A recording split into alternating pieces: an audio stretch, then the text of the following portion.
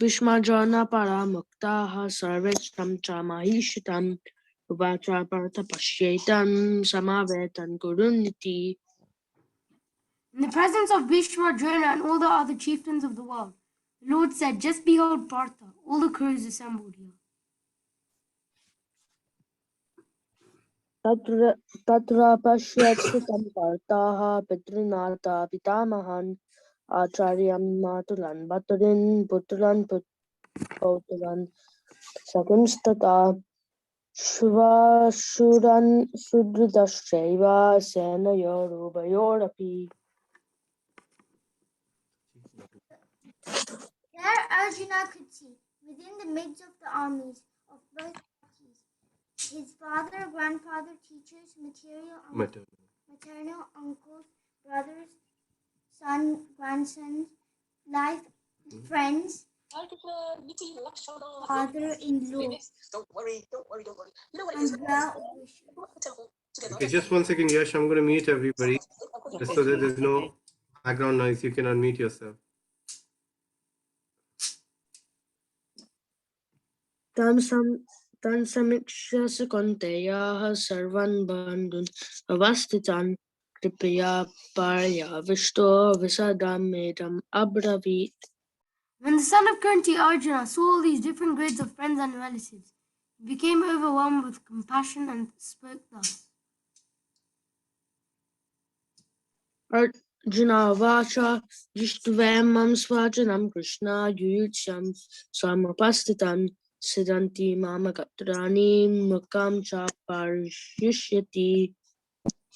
Arjuna said, "My dear Krishna, seeing my friends and relatives present before me in such a fighting spirit, I feel the limbs of my body quivering and my mouth drying up." वेपतुश्च शरीरे मे रोमहर्षायते गन्धीवं संसते हस्तात् त्वक्चैव परिधायते. My whole body is trembling, my hair is standing on end, my bow and diva is slipping from my hand, and my skin is burning. न च शक्नोमि अवस्थातुं ब्रह्मातीव च मे मनः निमित्तानि च पश्यामि विपरीतानि Keshav. I am now unable to stand here any longer. I am forgetting myself and my mind is reeling. I see only causes of misfortune of Krishna, killer of the Keshi demon. न च श्रेयो न पश्यामि यद्वस्. Are you okay, Yash? Yeah, I just have a bit of a cough. Atvasvajanam ahave nakam vijayam Krishna nacha rajyam shikani. I do not see how any good can come from killing my own kinsman in this battle. Nor can I, my dear Krishna, desire any subsequent victory, kingdom, or happiness. Kim no rajyena govinda kim bhogir jivitena va yashamarte kankritam no rajyam bhogaha shikani cha ta ime vastita yude pranamstaktva dinani cha acharyaha pitaraha putrashtateva cha pavaka. Matulaha Shvashuraha Patra Shalaha Sambandinastata Etana Hantimichamni Natopi Madhusudana Apichalyoka Rajasa Hetoho Kim Numahi Krite Hatyadartarashanaha Kapliti Shadjanadana. O Gopinda, what avail to use us our kingdom, happiness, or even life itself, when all those for whom may desire them and now array on this battlefield.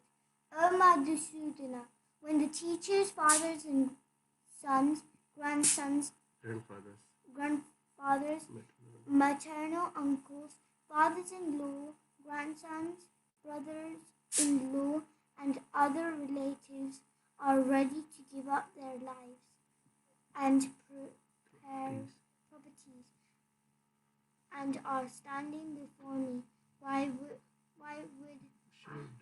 why should I wish to kill them when even though they might otherwise kill me, a maintainer of all living entities? I am not prepared to fight with men, with them, even if exchange for the three worlds, let alone the earth, and what pleasure will we derive from killing the sons of Dhritarashtra?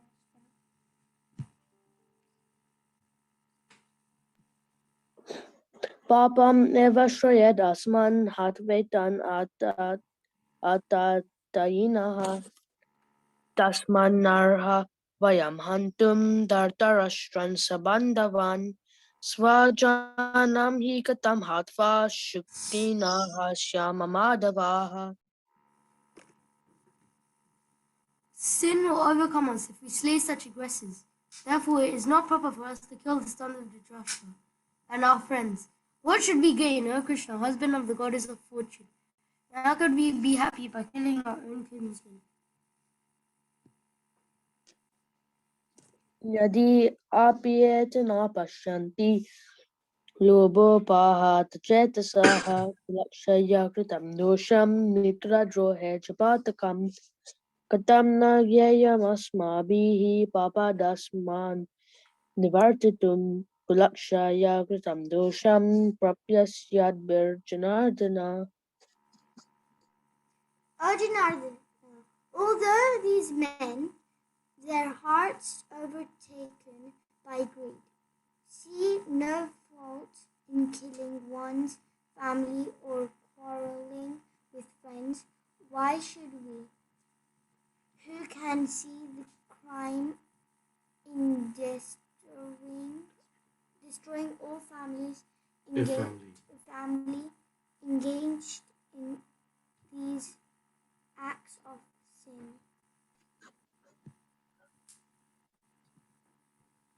Arjuna, kulakshaya pranashyanti kuladharmaः sanatanaः dharmenashte kulam krishnam adharmo bibhavati yuta. With the destruction of the dynasty, the eternal family tradition is vanquished, and thus the rest of the family becomes involved in irreligion. Adharma bibhavat krishna pradushyam kulashriyah shishu parshneya jayate varna shankaraha. When irreligion is prominent in the family, O Krishna, the women of the family becomes polluted, and from the degradation of womanhood, O descendant of Krishna, come unwanted progeny. Shankaron narakayeva kulagnanam kulasya cha patanti pitaro hi yasham lupta pindodakakriyaha. An increase in unwanted population certainly causes hellish life, both for the family and for those who destroy the family tradition. The ancestors of such corrupt families fall down, because the performances for offering them food and water are entirely stopped.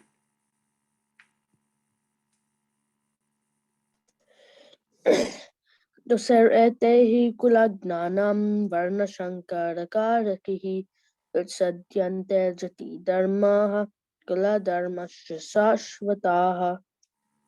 By the evil deeds of those who destroy the family tradition and thus giving rise to unwanted children, all kinds of community projects and family welfare activities are devastated.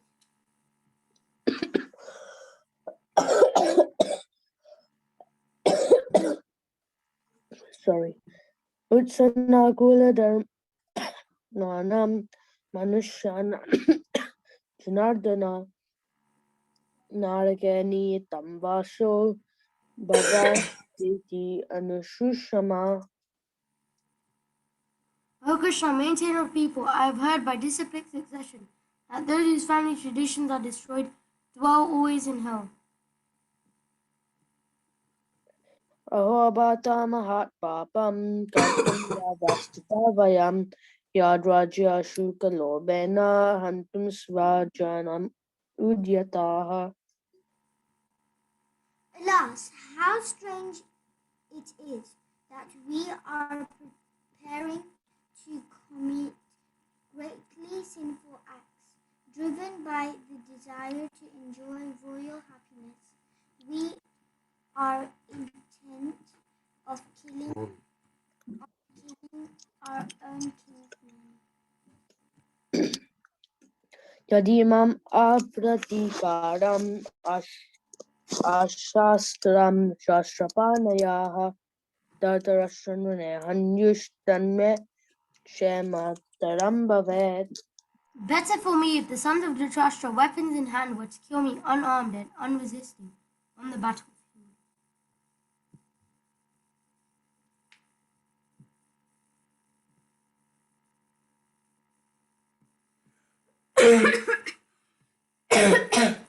Yash, last one. Sorry. Sanjaya Vacha Evam Ushvarjana Shankye Matopasta Upabhishat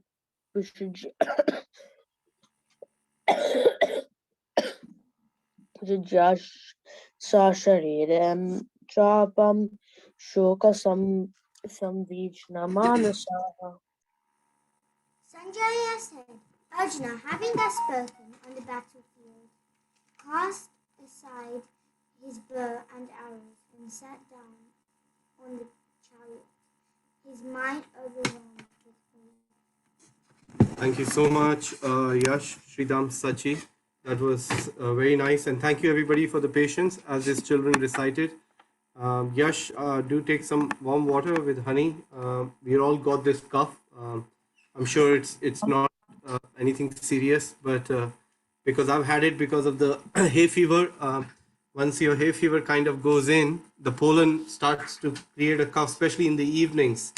Sridham had it, so we went to get his test done of COVID, and obviously came out negative, which is good. So I'm sure it's the cough because you've got the hay fever as well, haven't you? Yeah, even I took a test. Yeah, same here. Same here, yeah. Okay, great. Well, thank you so much again for joining us this evening. Thank you. And reciting the chapter. Thank you. Okay, so I'm just going to put my headphones on. Hare Krishna, can you all hear me? Yes. Okay, thank you. Thank you so much. Okay, great. So we are now towards the climax of this wonderful chapter, this journey we had began nearly 3 weeks ago is coming to a nice conclusion, and we will be starting chapter 2 on a very auspicious day of Pandav Nirjal Ekadashi, which is coming on Monday.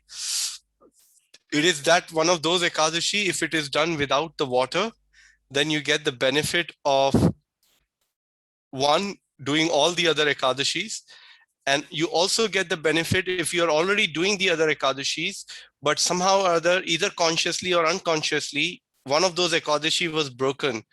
And if you fast on this day without water, then you get the benefit of all that mistake which might have happened. Now, in these days, it's quite possible, although, devotees take Ekadashi Prasadam, especially if you take some kind of Ekadashi Prasadam, sometimes we can't trust the spices or if it can be used unless you, strictly use, Ekadashi spices. So anything is possible, so it is safer to perform this austerity. And there is a very nice effect on our consciousness. It does requires a bit of a strength of body, but there are some tips which again we can talk about it on Sunday, that if you drink a lot of water a night before and do not eat anything after 6 p.m. On Sunday evening, then you are in a good shape. You will not struggle next day. But if you eat a lot after 6 o'clock, and if you do not drink much, then it will be very difficult to sustain the day. So the best thing is to drink after, like, giving 2 hours of gap if you have eaten before 6, and then drink a lot of water around 8:30. Often a lot in the sense, obviously, then you'll be troubled in the night to get up. But yeah, drink what you can. And then, yeah, just, or if you can get up, I think the sun rises around 4:31. If you get up before that at 4:15, brush and stuff, and then just have nice hot water, like, warm water for 2-3 glasses, and you'll be good to go. So try to perform this austerity, then you'll get the benefit of all the Ekadashis, which have fallen before this Pandav Nirjal Ekadashi. And we can share a little bit more on Sunday about this auspicious Ekadashi, how it was named Pandav Nirjal Ekadashi, especially in relation to Bhim, who was so powerful. Okay, great. So we are on text 45. So today we will be doing this discussion, and then there will be a bhajan. We normally used to do a bhajan evening on Saturday evenings, but sometimes, I'm not doing mostly Saturdays. So we thought we will, as and when possible for me, we will try to include a bhajan. So tonight we do have one Mataji who will be singing a bhajan for us after this session. So let's look at text 45. Yadi mam apratikaram ashtaram shastrapanaya Dhritarashtra rane hanyos tanme shemataram bhavet. Translation and purport by His Divine Grace A.C. Bhaktivedanta Swami Srila Prabhupada. Better for me if the sons of Dhritarashtra, weapons in hand, were to kill me unarmed and unresisting on the battlefield. Purport. It is the custom according to the Kshatriya fighting principles that an unarmed and unwilling foe should not be attacked. Arjuna, however, decided that even if he attacked by the enemy in such an awkward position, he would not fight. He did not consider how much the other party was bent upon fighting. All these symptoms are due to soft-heartedness resulting from his being a great devotee of the Lord. Translation once again. Better for me if the sons of Dhritarashtra, weapons in hand, were to kill me unarmed and unresisting on the battlefield. Om Jnanatimirandasya Jnananjana Shalakaya Chakshurun Militam Yena Tasmai Shri Guruve Namaha. Namo Vishnupadaya Krishna Prashtaya Bhutale Srimate Bhakti Vedanta Swamiti Namine. Namaste Saraswati Deve Gauravani Pracharine Nirvishesha Shunyavadi Pashyatiteshatarine Vanchakalpatarubhyascha Kripa Sindhuvevacha Patitanam Pavanebhyo Vaishnavebhyo Namo Namaha. Jai Shri Krishna Chaitanya Prabhu Nityananda Shri Advaita Gadadhar Shiva Sadi Gaur Bhakta Vrinda. Hare Krishna Krishna Krishna Hare Hare Hare Rama Rama Rama Hare Hare. So today's verse is part of the last 3 verses, where the theme is that Arjuna decides not to fight and cast aside his bow and arrows. This is the overall theme of the last 3 verses. This is the last verse spoken by Arjuna in this chapter, because the next verse, which is the last verse of the chapter, is spoken by Sanjaya. So in this last section, let's see what Arjuna is trying to express. He's saying if Arjuna does not fight, he will become bereft of his occupation and left to beg for his subsistence. So this is the situation right now, where Arjuna is in the midst of this overwhelming challenges which are going through in his mind. And now he's almost to the point where he's 99.9 decided he's not going to fight. And here in this particular verse, he's clearly expressing to Krishna that although, Prabhupada is explaining, there is he's able to see how much hell bent the people on the other side are to wanting to fight.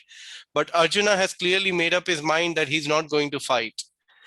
However, begging is not an option for a Kshatriya. So just a couple of important points from this chapter, that how a Kshatriya in any condition has to fight. So it is explained in Mahabharata. There is a beautiful story that once Bhima, wanting to please Draupadi, was wanting to get a lotus flower which had 1,000 petals in it. And he was looking for this particular, he was told that this particular flower is only found in a lake which belongs to Kuvera, very far, far away. And he decided to make his trip towards that place. And on the way, he met with Hanuman, and they both conversed nicely. But even after meeting with Hanuman, Bhim was so much driven that he had in his mind that I have to get it, that flower. So as he reached that beautiful place, and as he was about to walk into the waters of this beautiful lake, he could see that the flower is very much there, and he wanted to take it. All the other devatas who were present there, they came and they said to Bhima, don't you dare. This lake belongs to Kuvera, and you take permission from him before you can even enter to pick up, pluck this flower. And Bhima, without giving any attention to what they said, carried on walking into the water. And everybody was astonished that how is it that he's not even able to hear the warning of the demigods and all the devatas. And he decided to just go on. And that's when everybody got very upset and decided to declare a war against Bhima. And Bhima said, what to speak of going to Kuvera when I've decided I want something, we don't go and ask, we just go and get it. So the reason I'm sharing this story here is that when a Kshatriya, because it's in his blood that he has to fight, and especially when you look at a Kshatriya like Bhima, if he's decided something, he's going to get it. He's going to do it with all his might. And that's the reason we celebrate this Pandav Nirjala Ekadashi, because Bhim is used to eating lots and lots of prasadam, hundreds and hundreds and hundreds of chapatis to keep his body, stout and how he is. He has a big hunger. So there is a pastime where he goes to Yudhishthir Maharaj and expresses his concern, and then finally to Krishna that I just cannot do without eating. I cannot carry on, So, and I struggle to keep the fasting on Ekadashi without eating. So you see, historically and Vedically, the real fasting is done without eating on Ekadashi and just water on normal day of Ekadashi. But of course, Srila Prabhupada, our founder Acharya, was very practical about these things, and he always emphasized on service above austerity. So if you have service and if it is going to get hindered because you are performing the austerity, your mind is not saturated and satisfied, then you may as well eat and do the service. But the best is if you can do some austerity, especially on a day like Nirjala Ekadashi, which is coming on Monday, then you really please Bhima, the Pandavas, and everybody else along with it, and of course Lord Vishnu. And you get the benefit of fasting throughout all the Ekadashis, which you may have either not fasted or broken by mistake, consciously, unconsciously. And there are many other merits, but main merit for a practicing sadhaka to perform devotional service, to perform Ekadashi Vrat is that it is a mother of all the fast, Ekadashi Vrat. And by fasting on this day, especially on the Pandav Nirjala Ekadashi without the water, then you're performing the topmost austerity one can perform to please the Lord. And the idea is, if you're not drinking, of course, you have to carry on chanting. And while you're chanting, you will see if you get intense or keep increasing your rounds, you will feel nourishment, you will feel satisfied, and keep reading Bhagavad Gita and Srimad Bhagavatam that day as much as possible. And you will see by the end of the day, your whole body will be calm. You can, there are devotees in Vrindavan, in Radhakund, who even do whole night Jagran in the sense of chanting or reading Bhagavatam, and then they break their fast next day in the morning. But again, applying what Prabhupada had said, keeping it very practical, do what you can to keep your body and soul together. and keep the Srila Prabhupada principle in mind that if you cannot do, especially if you have some medical issues and you will struggle, then do what you can, like fast till 12 o'clock, for example, without water, and then take water and just drink water. If you cannot do, then take some fruits. If you can't even do with that, then obviously take Ekadashi Prasadam. But on the day of Nijal Ekadashi, I highly recommend that try not to take any Ekadashi Prasadam apart from fruits or roots, unless it's very, very difficult and for medical reason for you. So coming back to the point of Kshatriya, is that a Kshatriya has the spirit of fighting. So Bhima, nothing could stop him getting into that river. He defeated all the demons. He plucked that beautiful lotus flower which had 1,000 petals, and he took it to Draupadi to please her. And of course, she was pleased. So here we see Arjuna is in a dilemma whether to fight or to not fight. And Arjuna had to choose between fighting the battle and bringing the righteousness back to the world, or withdrawing to the forest to live the life of a hermit. And both options seemed valid and acceptable to the culture Arjuna lived in, because he had some idea of what Brahmanical culture is. Still, only one choice was right in those circumstances at that moment. Now, something very interesting I'm going to share with you, that you see, this is Arjuna thinking that the best is I do not fight. And he wants to put his guard down, and he wants to put his arms up, and he's telling everybody, I'm ready, you can kill me anytime. And what does Krishna does here? In the next verses and in the second chapter, he gives him the knowledge of the soul. And he tells him that how you are lamenting for something which has no reason to be lamented about, because the soul can never be burned, it can never be cut, it can never be moist, it is eternal, it has never come into being, it will never come into being. And there is, as the embodied soul constantly passes from boyhood to youth to old age, the soul similarly passes into another body at the time of death. So he's giving all this wonderful knowledge, and ultimately to get Arjuna to surrender and to fight in that spirit. And an interesting aspect one must try to note, now there is another story which comes in Mahabharata while the battle was going on. So can you tell me who's on the other side of the chariot of Krishna? Is it Karna? No. Yes, it is Karna. So you see what is happening here, right in the middle of the battle. Everything, Karna is giving a very strong fight to Arjuna, to the point that he's piercing his shoulder, hitting him everywhere. And now Karna's chariot wheel gets stuck in the mud. And he tells Arjuna, he's telling Arjuna that you're the most righteous of all the righteous people. You would never take an armor or shoot on somebody who's unarmed.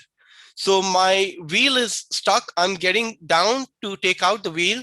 So please bear with me. He doesn't say please, of course, Kshatriya spirit. He said, I'll be back in fighting. Arjuna completely stops, and there is a big pause in the battle. And then Krishna, as sitting in front of him with the chariot, he says, shoot the arrow. And Arjuna says, what? And Krishna is saying, no, you shoot the arrow. And Arjuna repeats, what? And Krishna is saying, you shoot the arrow. Arjuna is saying, no, there's no way I'm shooting the arrow. He's completely unguarded, unarmed. He's got down.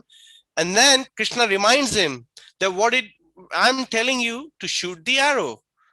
And then what Krishna does, immediately he shoots the arrow and kills Karna. Now, one may look at it from a perspective, oh, he was unarmed and, Arjuna killed him. Well, no, the point here is when Krishna wants to kill somebody, nobody can save that person. Krishna had already decided that he will be dying in this fashion. And that very act of Arjuna killing Karna, which we may from a moral perspective, if you look at in the world, will be called a very coward kind of act. But if you look at it from a perspective of the battlefield or from spiritual perspective, it is completely justified, because that is how the Lord wanted Karna to be killed. Because Karna was going to attain a supreme destination. It was just a matter of Arjuna transcending that moral aspect and coming to the spiritual path and surrendering. You see, sometimes we are faced in our life to make very difficult decisions. But as Acharyas explain that a decision which is taken on the basis of the scriptures, on the basis of the instructions of Krishna and the sadhu and the spiritual master, are the best decision we take in our life. Sutapa Prabhu, once we were doing a seminar in Wales, he made this point that when you are stuck in life and confused, not sure what to do, what not to do, try to make a thinking the decision, which of these two decisions I'm making is going to bring me closer to Krishna. Whether it is buying a house, even if it is, well, mostly it is material questions, which we will be lucky if, I mean, all of you will, I'm sure, have spiritual questions, but often they don't come to my mind.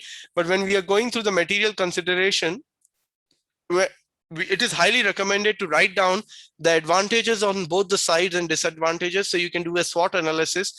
And after you've done everything, write down right at the top that this, if taking this decision will help me come closer to Krishna, and this decision will probably not help me as much as coming closer to Krishna.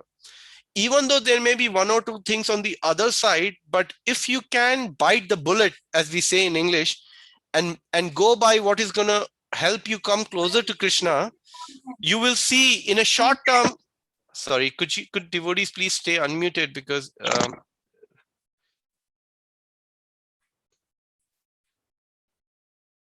so in the short term, we may see or doubt our own decision we have made, thinking, oh, I thought this was going to bring me closer to Krishna, and now I've come here and now it's locked down. I can't even visit the classes, of whatever point it could, one can take it and start to do it.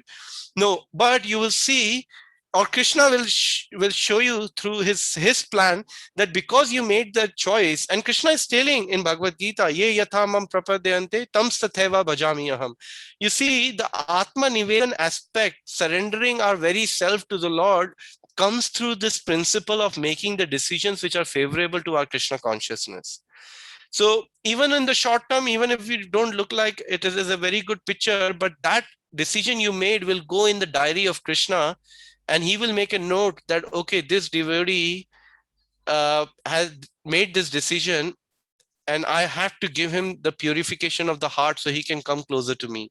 Because we have this very analytical brain that, oh, I did it for Krishna. I don't see any joy. I can't see a tangible thing. What has changed?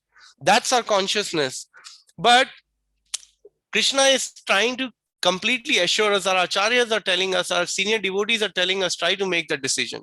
So Arjuna made that decision to kill Karna, although it may seem like cowardly, but he did it on the basis of instruction coming from Krishna. Because if you think of it, if Krishna had not taken him above the illusion before the battle actually began by speaking the Bhagavad Gita, he wouldn't have reached this particular point. Do you see the very important point? Krishna, this is much earlier.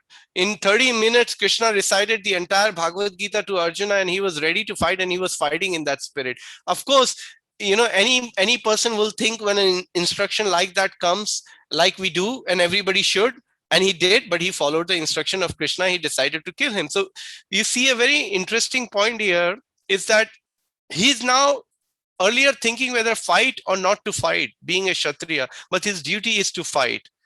So, and because he fought in that spirit, and Krishna guided him throughout what is the right thing to do, and everything which he did became completely transcendental because it was based on the instructions of Krishna. So those were the some points from today's session, that how it is that by taking such seemingly difficult decision, as they are done under the guidance of the Lord, the spiritual master, they help us come closer to Krishna, and how they helped Arjuna come closer to Krishna. And tomorrow we will see how he puts aside his armor and everything. We'll hear from Divya Gaurangi Mataji that how he comes again to a point where the Bhagavad Gita message is, the transcendental message is about to be spoken by the Lord. And then on Sunday, I will share with all of you a recap of the entire first chapter if we have missed any part of the first chapter. And then we will go into the second chapter of Bhagavad Gita on Monday, on the day, auspicious day of Pandav Nirjala Ekadashi.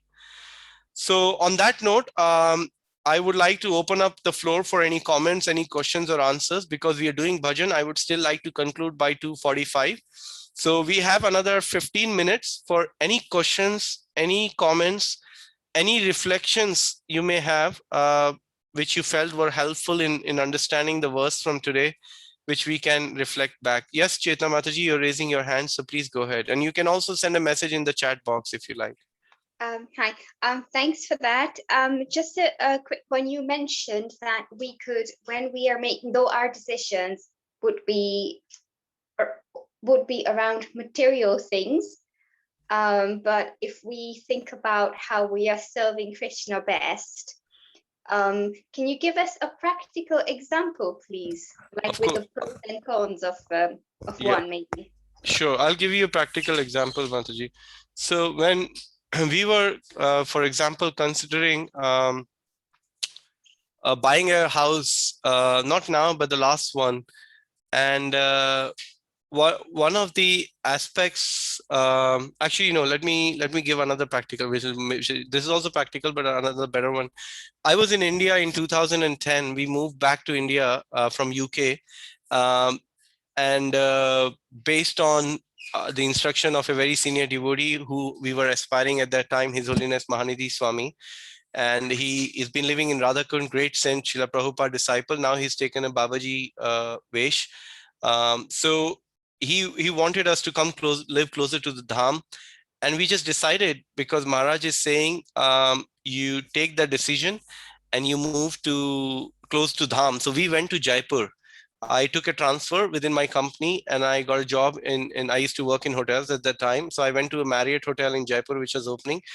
And we went through a very lot of difficulty after living in England, especially my son, who was 2-year-old then. Jaipur is like 50 degrees in summer, hot, and he wasn't coping. He had a bit of an eczema. He was going through a difficult time. My job, great company, Marriott is a big company, but in India, the owner wasn't paying us the salaries, and there were all sorts of tribulations happening. And as we were coming from one day from Radhakund after meeting with Maharaj, we collided. We had an accident, and luckily nothing happened. But I think there was a wild animal, which I believe was a wild buffalo or something, which hit our car. And I think it hit, we couldn't see, it was so dark. By the time I stopped, the animal wasn't there. So I wasn't sure whether he died or whatever. All those things happened. And I was so troubled with all of this. I said, why did we come here? It seems like I can't take it anymore. So when I went to meet Maharaj next time, I said, Maharaj, I don't know whether it was the right decision. We took it, and I'm doubting the decision the person who's asked me to give. And Maharaj gave me such a perspective. He said, look at this. He said, you came here wanting to come closer to Krishna and serve Krishna. Because you came here, your karma was reduced. The reaction is only this much. In that accident, you could have died, your wife could have died, your son could have died, or all three of you could have died. You have survived. You're still holding the bead bag in your hand. You're sitting in Radhakund. You're still taking the association of the devotees. Now you tell me how bad was the decision.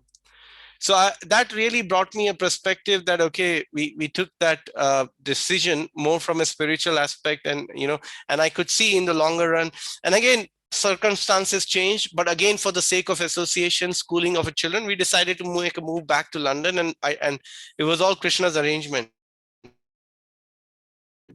Now, coming back to a more materialistic sort of an example to give things in perspective, is that buying a house, which we were considering in our previous location, we had two choices. One was only 4 minutes closer to the temple. The other one was a little bit further. And also we felt in that we had an opportunity, because when we went in, we saw there were quite a few Indian families, so we could start a little Sangha, and we just went for it with keeping just a couple of these factors, and we bought the place. And 8 months later, we had a visit of His Holiness Bhakti Rasamrit Maharaj, who walked into our new house. And Maharaj, as he was leaving, he said, there are so many Indians, why don't you start something? So we started with a Gaura Arti, inviting our neighbors through 3, 4, 5 neighbors. And like that, Gaura Arti led into a little bit of a discussion of Gita. Then it went to a Sangha, and then we invited Amritanand Prabhu, and then we started a Bhakti Vriksha at that time. And we did a whole 2.5, 3 years of Bhakti Vriksha program in that house. And almost, if not, at least there were 10, 12 families from the same building would just come, and they don't even have to bring their sleepers. They will leave their sleepers in their house because it's in the same block. And so much nourishment we got and others got by taking that decision. So those were a couple of examples. I don't know if that helps, Chetna Mataji. If anybody else has any example they want to share, feel free to do so. Yes, it does. Thank you.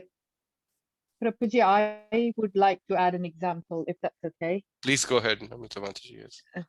Sure, sure. So Prapuji, it was just couple of months back. I had a really good opportunity at work, and I passed all 4 interviews. And you know, when everybody in the team says, you know what, this job is meant for Namrata, and I am a bit of a workaholic, so I was so close to doing 4 interviews with all the directors, got onto the interview with the MD as well, and then I didn't get the job. You know, when everybody's saying this job is meant for you and we don't get that job, it's not about the salary thing, honestly. Of course. But I felt like, gosh, what happened? What did I do wrong there? You think about all sorts of things, what went wrong. Funny enough, 1 week later, I was diagnosed with a health condition, and I'm just trying to literally recovering from it. And I'm so thankful that I didn't get that job, because knowing myself, it took me almost 3 months to recover from my illness. Knowing myself, if I got that job, I wouldn't have been doing better. Justice, yeah. Exactly. I wouldn't have done the right justice. Whereas the job that I'm doing currently, my team is so well organized that me being off from work for a couple of weeks wasn't even a big deal for them, because they're all so well trained. So I am so thankful now to Krishna that, thank God I did. It was not the right time for that job for me. Wonderful. So I'm very thankful to Krishna that I didn't get it in that time. Great example. The reason I giggled there or laughed is because I've been in a similar situation where I've went through interviews after interviews, and in the final interview where I am feeling so confident that this is like, you know, I can do it, and I turn around and get a rejection. So there is a very interesting point. A nice devotee friend of mine told me this, and I took it to heart, and really helps me bring to, you see, where you're supposed to be as per your karma, what you're supposed to get, you will get. So when things like job land up, when the super soul sitting in the other person's heart makes that decision that you are the person, you will get the job. Until that decision is being made, even if all the against, everybody else in the whole panel is against you, but the person who's making a decision decides that he's going to go against all of them and recruit you, it'll happen. And it happens in people's life. So it is one example to look at it, but it's such a good learning you have reflected on, that how spiritually you know, it has helped, it has benefited you, and you are able to see it. There is a saying that those who see what is that saying? Recently I heard, those who see God's hand in everything, they no, I can't remember. They see the hand of God something similar to it. Those is something around that piece. The essence of that quote is that if you see that, okay, it is Krishna's arrangement, then sooner or later, as you walk around your life or you carry on in your life, you will see that, okay, that was meant for my benefit. So Krishna doesn't do, he is a perfect, you know, person who orchestrates a beautiful plan for every single jiva. That is the beauty of our Supreme Personality of Godhead. Where in the world you will find such a person who has chalked out our life with an adequate and spot on suffering, which is meant to only purify us. A lot of time people think, Prabhu, like they complain, I've been married, I've been having arguments. But the fact of the matter is, the reason you're having an argument is, one, because you're not treating the other person as a son and the daughter of God, who's inherited in your, given to you to be looked after. We haven't come to that level. Number two, you have not realized that this person is the only person who is going to become the reason for you to progress in Krishna consciousness, because the charity begins home. You know, I may be speaking to here, I have my own challenges, I'm not going to deny, but when I do have those arguments, I do try to reflect and think, you know what, I did right thing by tolerating that situation whenever I could. And when I don't, then I really reflect that I wish I could have tolerated more, because only through this kind of situation will I be able to progress in Krishna consciousness, and only this person is the right person to purify me. So you see, it is very, sometimes we find it very difficult to take criticism, including myself, from our closest people. But it is only our closest people who would actually give us a criticism in order to, because they genuinely care for us, so as everybody does, but everybody else is always going to tell us nice things. My Guru Maharaj says that you, apart from having people who will tell you what you're doing nice, you got to have mentors and seniors who can also tell you what you're not doing right. Otherwise, you will take the whole life as a a happy go kind of a thing, and you would not realize you're making mistakes after mistakes, or you're not like being straightened enough in spiritual life. So yeah, thank you so much for sharing that, Namrata Mataji. Thank you. Hare Hare Krishna. Any other comments or points from anybody? Who's looking forward to the Pandav Nirjala Ekadashi?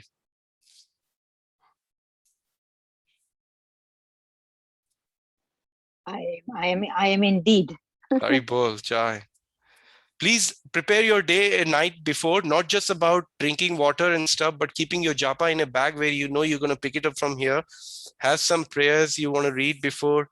Pray to Nrsingadev first thing when you get up in the morning, that please, oh my Lord, give me the strength. I have probably never tried. I've tried a few times. And I'm going to attempt to do this fast once again without the water, or in whatever way you can. Give me the strength so I can somehow or other think of you and think of my Lord Krishna, Radha Gokulanand, as much as possible.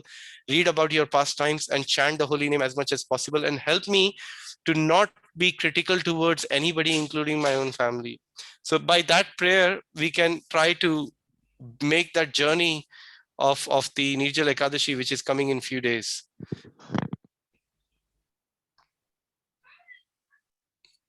Hare Krishna. Can I ask a question, please? Please go ahead.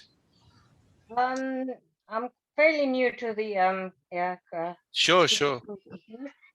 I want to ask you about the Ekadashi. I do Ekadashi regularly. Yes. But you made a point that this is a quite auspicious one. Can I drink water? Or because I'm not clear on that. You said without water or with water? So, sure, Mataji. So the natural recommended is that if you have done all the other Ekadashis and you're 100% sure, you do it so diligently that even by some mistake, you have not eaten grain, or even they were not mixed with something which was cooked, or some masala didn't fell by mistake into something, then it is recommended then you can just drink the water that day and not eat anything else. Okay. It's fine. So normally the devotees who do follow Ekadashis, normally even if you eat Ekadashi Prasadam on the other day, you can absolutely just drink the water. So what I said earlier is a very important point, and that's my humble request to everybody, that Prabhupada always wanted for us to take our service as a priority. If your belly is gonna be troubling you like anything, and your mind, you're going to have a headache, you're going to have nausea and whatever, then eat prasad and chant your rounds, read Bhagavatam, and tell others about Krishna, or do some service. That's the most important element. That's what Srila Prabhupada emphasized. But it is not so often that we get these austerities have really been minimized to us because of Srila Prabhupada and Chaitanya Mahaprabhu. In this age of Kali, the biggest austerity is to chant the holy name and hear it. So because they've been so much minimized, if somehow or other we can pray and get the strength to do this one Pandav Nirjala Ekadashi without water, then, I mean, spiritual benefit is there for both, because the Lord is Bhavagari Janardana. But what austerity does for us, it really calms our mind down, our senses, it brings our senses in control to be able to put it on Krishna. And the whole idea why we do not focus on eating is it takes a lot of energy and effort. The idea is to minimize that effort and focus more on hearing and chanting. That's the idea. So in answer to your question, Mataji, absolutely. Depending on your age, where you are, what you've been doing, if you can just drink the water and go to the Ekadashi, absolutely. And if there are others who cannot, then do what you can. But this day, try to stretch yourself to best of your capacity. That's my humble suggestion. Thank you. Hare Krishna. Okay, Puja Mataji has asked a very good question. Okay, there we go. Hema Mataji shared that quote, which I was trying to quote. Those who leave everything in God's hand see God in everything. Yeah, beautiful. Thank you, Hema Mataji. So Puja Mataji is saying, Prabhuji, I wondered that what did Yudhishthir Maharaj thought of Arjuna killing Karna in that situation? I think anybody apart from Krishna and Arjuna would have thought otherwise, Mataji. So did Yudhishthir Maharaj, being the king. But again, ultimately, even Yudhishthir Yudhishthir Maharaj must have accepted that Arjuna would never act like this unless it's been instructed by the Lord. You see, because they are the pure devotees of the Lord, they are completely in the shelter of the Lord. And Krishna had already shown to Arjuna and everybody else that they're all going to be put to death by my arrangement. And that's how Karna was supposed to die. And that's how he died in the battlefield of Kurukshetra. So, but his death, who dies? He didn't die. He attained virtuous destination. He went back to the spiritual world. So the point is that sometimes, like this is a very nice point, that we may think a devotee left in a very difficult position, was he able to remember Krishna in that position? Let's say if we look at, like many devotees unfortunately lost in COVID, such difficult time has come. People, no, Krishna is the one who actually gives us remembrance and forgetfulness. And even if we forget, Krishna will never let our single point of attention go away. Everything is recorded. You see, not only is the sun is the witness of our activity, not only is the air is the witness of our activity, not only the water, the devatas, but the super soul, he's the biggest witness of our activity. So he's recording every single thing. Even if the person is unconscious in the state of COVID or coma, how can he let go his devotee? Now, what the destination of that devotee is, that's up to Krishna. He may decide to get him straight in the next spiritual life, or he may send him somewhere else for the service. So, and that's the mood of the devotee actually. So I hope that answers your question, Mataji. Now we're going to go into the bhajan. Hare Krishna, sorry, somebody had a point wanted to make? Yeah, Yes, Krishnamani Mataji. Prabhuji, just as Mataji asked, because, like Krishna, told Arjun to kill Karna because Karna was Atatai. Right. And the rule that, Atatais are, even if them, you don't get the karma for it.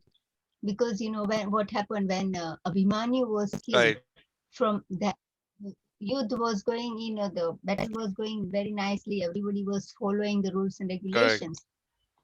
But Kauravas are the one who broke the rule, when they killed Abhimanyu. Yes. Because Abhimanyu was the only one, and all these 5, 6 Maharathis, they all attacked him, and he was, unarmed and everything. So because they have broke the rule, and that's why Arjun was, hesitating, but Krishna said, kill him. Yeah, that's very nice, Mataji. Thanks for adding that.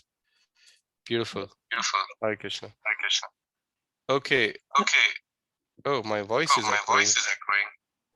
Anyway, I don't need to speak. So what we have here is we have Anju Mataji, who will be leading us into this recitation of this beautiful bhajan, and we will follow behind the muted mics. But before we do sing this bhajan called Adharam Madhuram Vadanam, we would like to recite the translation. So anybody can go in, unmute yourself, and start with the one devotee at a time. Hare Krishna, Prabhu. Can I try? Please go ahead, Mataji. His lips are sweet. His face is sweet. His eyes are sweet. His smile is sweet. His heart is sweet. His walk is sweet. Everything is sweet about the Lord of sweetness. Okay, I will go next, Prabhuji. His words are sweet. His character is sweet. His garments are sweet. His navel is sweet. His movement is sweet. His wanderings are sweet. Everything is sweet about the Lord of sweetness. I'll go next. His cloak is sweet. His dust is sweet. His hands are sweet. His feet are sweet. His dancing is sweet. His friendship is sweet. Everything is sweet about the Lord of sweetness. Can I will go. Can I go now, Mataji? His singing is sweet. His yellow dress is sweet. His eating is sweet. His sleeping is sweet. His form is sweet. His tilaka is sweet. Everything is sweet about the Lord of sweetness.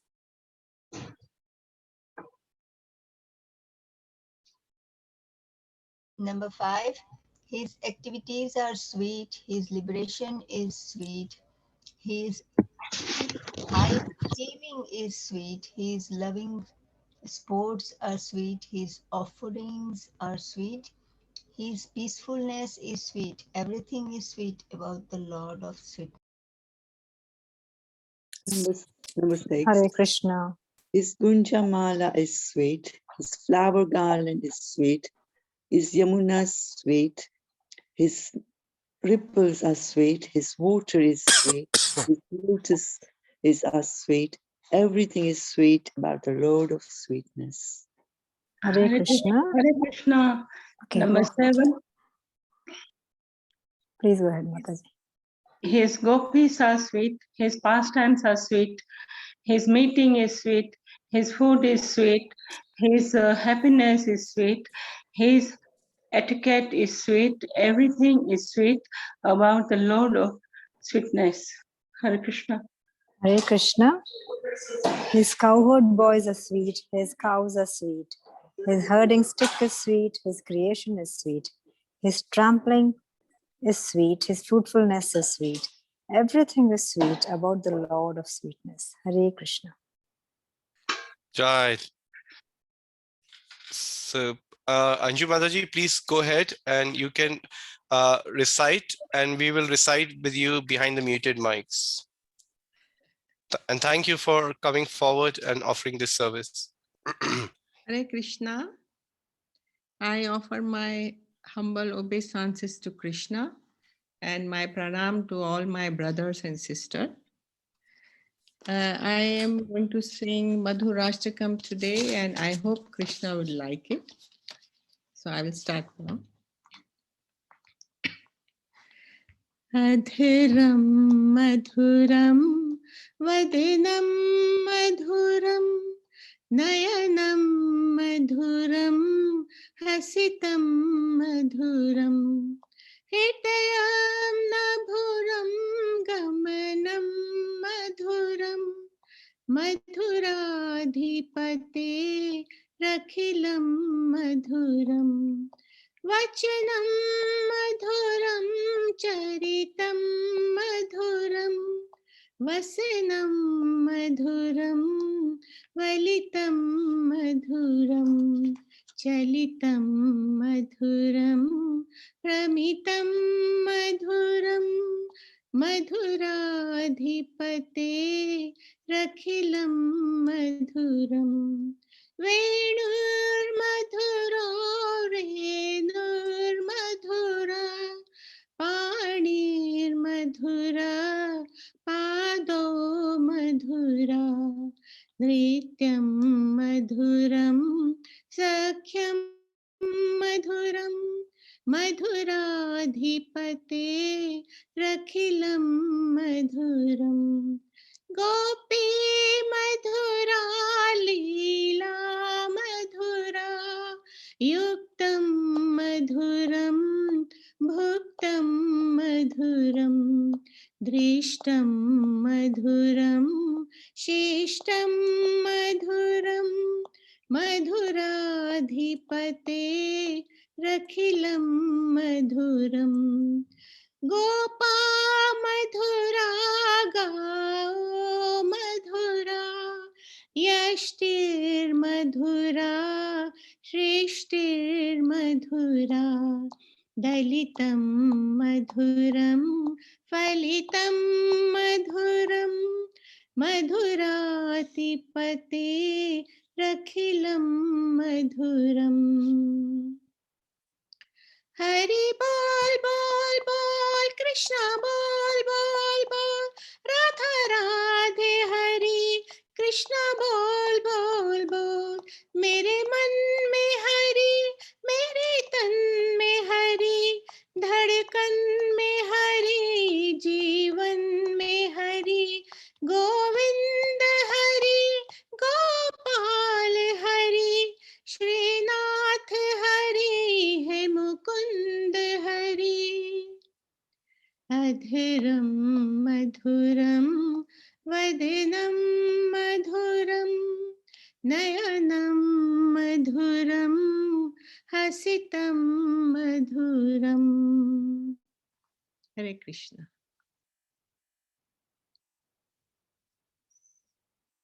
Hare Krishna, Mataji. Thank you so much. Haribol, That very was sweet. beautiful. That was very nicely and sweetly sung, and very nice bhajan. Very good meditation for this evening.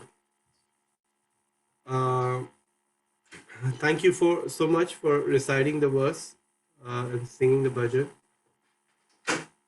So, devotees, we would like to take your leave now, and we'll meet again tomorrow evening, carrying on the last verse of the chapter.